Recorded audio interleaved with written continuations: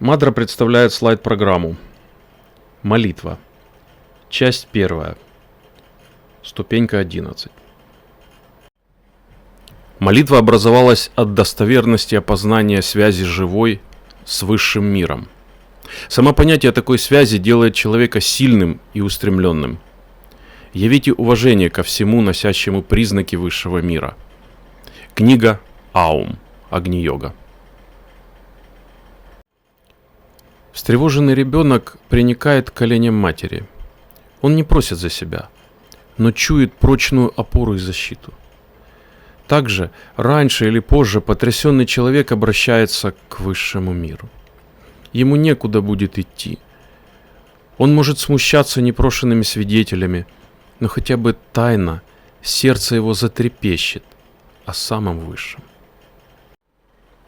Каждый человек хотя бы раз в жизни был в храме или церкви.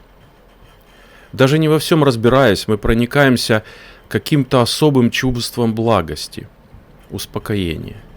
Иногда возникает ощущение, что попали в особый мир торжественности, светлого праздника. Особенно, когда слышим молитвопение. Во время посещения Киево-Печорской лавры судьба свела нас с монахом, отцом Евфимием. Удивительный человек. Он нам рассказал историю своей жизни и историю своего второго рождения.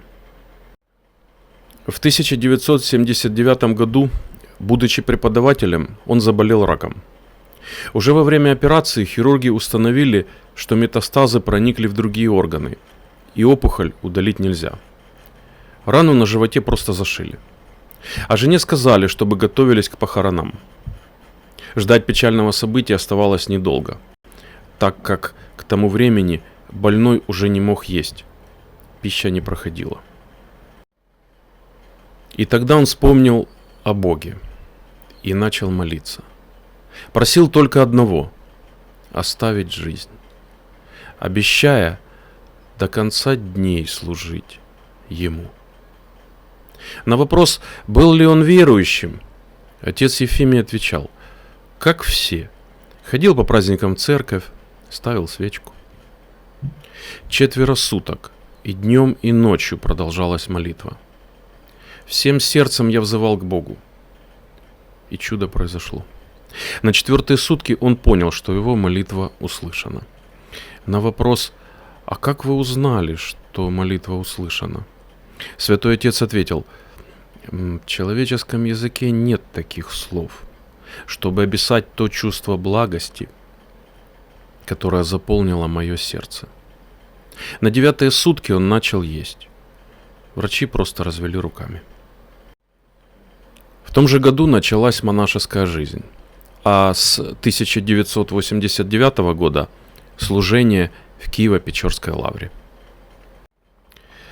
Однажды на занятиях, после беседы о действии молитвы, один из наших слушателей рассказал, как во время войны бригаду отца перебросили на фронт, на очень опасный участок.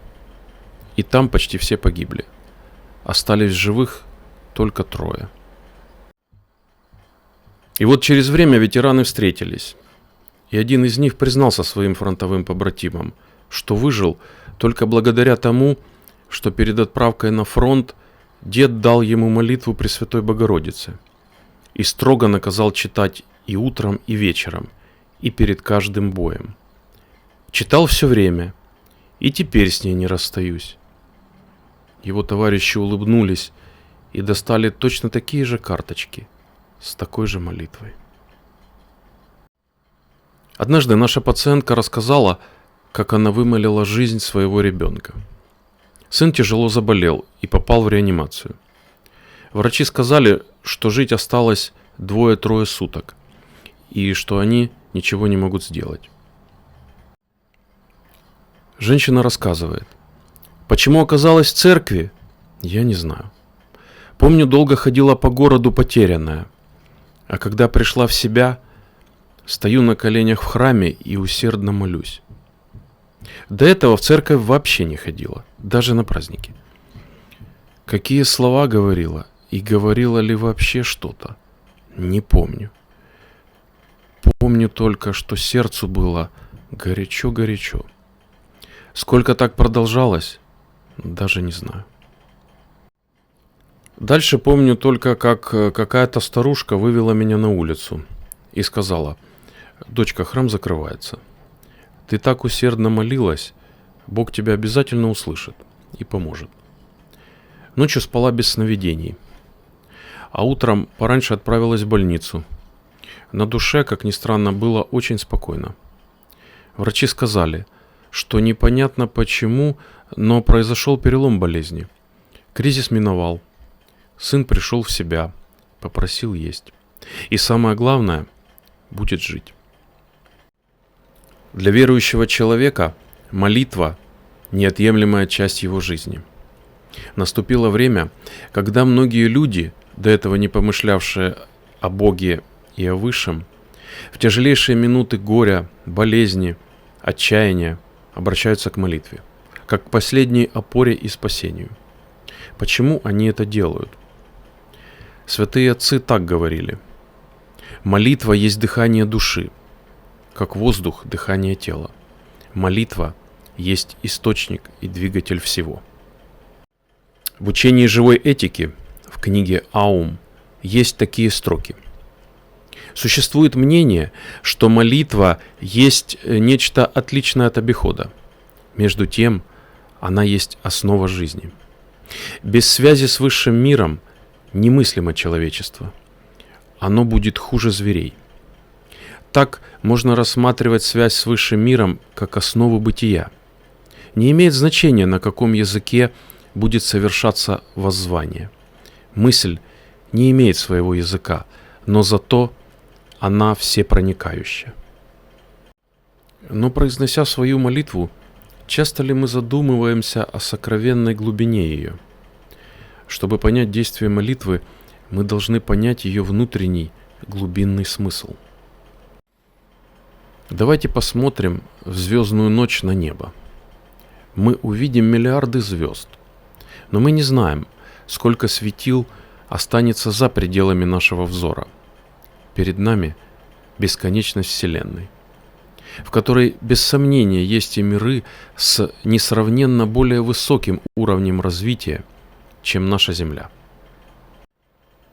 Если бы представители этих высших миров появились у нас на Земле, и они могли бы оживлять умерших, летать без аппаратов по воздуху, ходить по огню, передвигать силой мысли предметы, изменять их вес, то большинство из нас без сомнения воскликнули бы: «Боги пришли к нам». Может быть, нам трудно представить, но так произошло много веков назад. По закону жертвы, в тот далекий период развития Земли, нашим предкам была протянута рука помощи великой космической иерархии сил света. Начинался божественный или магический период развития Земли. Если мы заглянем в древние источники, Веды Индии, в Библию, мифы Древней Греции, Египта, в сказки народов мира, то, несомненно, можем узнать в могущественных богах, творящих чудеса, посланцев сил света, которые были в то время рядом с людьми. То, что описано в книгах как магия, это остатки утерянных или, возможно, забранных с собой, кто знает, знаний, описывающих внешние ритуалы управления силами и стихиями природы. Именно такое понимание дает возможность правильно оценить, какие именно события описаны в древних текстах. Итак, Теософский словарь, Елена Петровна Блаватская. И тут на защиту по приказу Бхагавана явился в ореоле пламени великолепный диск Сударшана.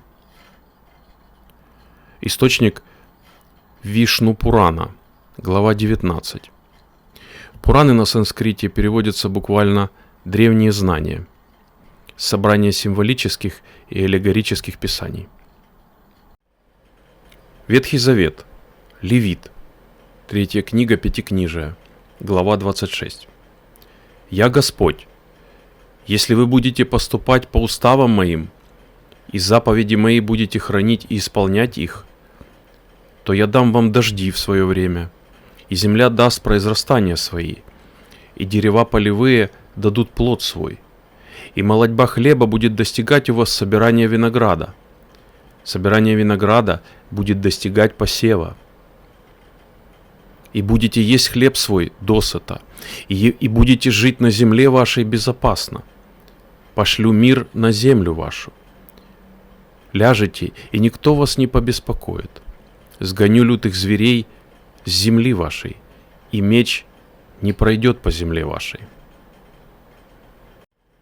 Елена Петровна Блаватская в книге «Разоблаченная Изида» в главе 14 «Египетская премудрость» спрашивает: от кого они могли научиться своим чудесным искусствам, секретам, которые умерли вместе с ними? Они не посылали агентов по всему миру, чтобы узнать то, что знают другие.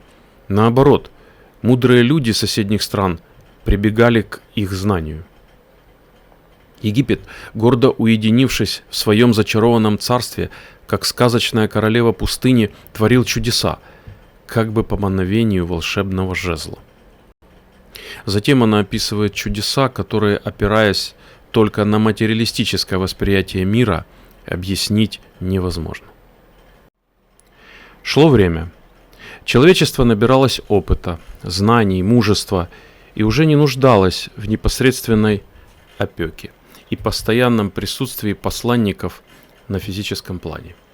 И Олимп богов передвинулся в невидимый мир, оставив на земле свое представительство в Шамбале, в недоступных областях Гималаев. Начался следующий этап эволюции Земли – религиозный. И в трудные моменты истории на Землю присылались посланцы света. Они помогали продвинуться человеческой мысли в области философии, медицины, искусства, науки. Мы запомнили самых выдающихся. Они стали основателями религий. Их учения стали поворотными пунктами развития Земли и уже многие столетия являются маяками света, любви и добра. Это были Кришна и Будда, Христос и Магомед и многие другие. К сожалению, за внешней формой учений не была зачастую понята внутренняя космическая суть их наставлений, которую можно выразить двумя постулатами: любите Бога и любите друг друга. Но пришло время, и человечество должно взойти на следующую ступеньку развития, о которой давно знали посвященные. Наступает эра человека. Именно это и подразумевал Иисус, когда сказал: «Я говорю вам, вы боги». В молитве выражается и молитвой поддерживается связь человека с беспредельностью, с высшими мирами. Необходимость единения с огненным миром заложена в самой природе человека и наблюдается независимо от эпохи, национальности или вероисповедания. Пришедший для земной жизни из вечности, дух человеческий знает свою родину, тоскует по ней. Спросите у малышей, откуда они пришли. И многие из них, которым мы еще не успели навязать материалистическое понимание сущего, ответят на этот вопрос: с неба, вон с той звездочки, от Бога. А как там у Бога? Одна маленькая девочка нам ответила: очень чисто. А на земле как? На земле грязно. Не отсюда ли постоянная, неистребимая потребность, хоть иногда, хоть на мгновение, почувствовать высшую родину и в молитве слиться с первоисточником всего сущего, чтобы почерпнуть необходимую для жизни силу? Часто ли мы вспоминаем о высших силах?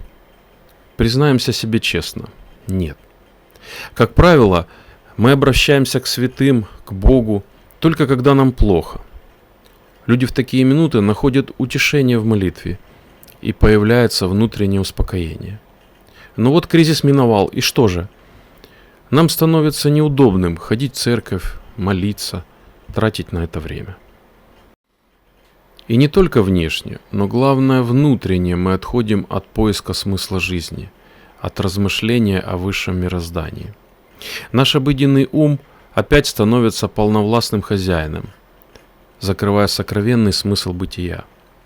И самое удивительное, что даже люди преклонного возраста, которым, казалось бы, надо подумать о переходе в мир иной, пребывают в состоянии суеты. Без понимания непрерывной цепи эволюционного продвижения человека теряется сам смысл жизни. И человек погружается в суету, в майю. Майя значит иллюзия. И жизнь доставляет много огорчений. Кроме того, многие наши беды потому, что мы живем не в реальном настоящем, а в прошлом, которого уже нет, или будущем, которого еще нет.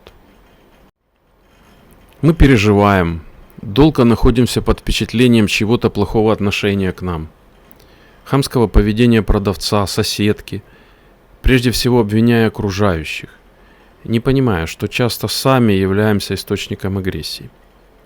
Стараемся найти выход из ситуации, которая уже отзвучала, и это часто приводит к внутреннему беспокойству, волнению, и у нас появляется чувство дискомфорта, неудовлетворенности. Но часто мы сами создаем проблемы из-за иллюзорного восприятия окружающей обстановки. Есть такая притча. Пропал у одного человека топор. Подумал он на сына своего соседа и стал к нему приглядываться. Ходит, как укравший топор, глядит, как укравший топор, говорит, как укравший топор. Словом, каждый жест, каждое движение выдавало в нем вора. Но вскоре этот человек стал вскапывать землю в огороде и нашел свой топор. На другой день он снова посмотрел на сына соседа. Ни жестом, ни движением он не походил уже на вора. Точно так же, как мы проживаем свое прошлое внутри себя, мы пытаемся жить в будущем, которого еще нет. И такого, как мы его представляем себе, может вообще не быть. Зачем же зря тратить энергию своего ума? В ведической литературе описано, что люди пребывают под воздействием 3 гун или энергий: страсти, невежества и благости. Сегодня большинство людей находится под влиянием первых 2 – страсти и невежества. И на могильной плите, если отразить истинный смысл такой жизни, следовало бы написать: тут покоится такой-то, который не доел торт, не доругался с соседом, не досмотрел телевизор. Прискорбно, но такие эпитафии могут быть на многих памятниках. Часто даже у людей, стремящихся изменить себя, мысли текут по следующему внутреннему сценарию. Вот отмечу день рождения, или 8 марта, или Новый год, а затем... Но это затем может так и не наступить никогда. Продолжить этот внутренний диалог, наверное, можно словами: вот когда я умру, тогда... Но вряд ли это будет правильно, потому что, придя на Землю, мы именно здесь должны наработать те или иные качества своего духа и выполнить какое-то задание. Но наш ум утратил связь с высшим миром, и мы полностью погрузились в материальный мир. Агни-йога. Книга Аум. В мировой сокровищнице много заветов и сказаний, утверждающих высший мир. Люди не могут оправдываться неимением указаний, ведущих к познанию. Обычно можно слышать сетования на незнание пути к высшему миру. Лицемерны такие жалобы. Сами сетующие не прилагают труда поискать источник. Можно заметить, насколько стремящиеся люди даже в самых неблагоприятных условиях находят силу найти свет. Мы следим за такими светоносцами, которые преодолевают самые невероятные трудности. Закон послан, путь указан.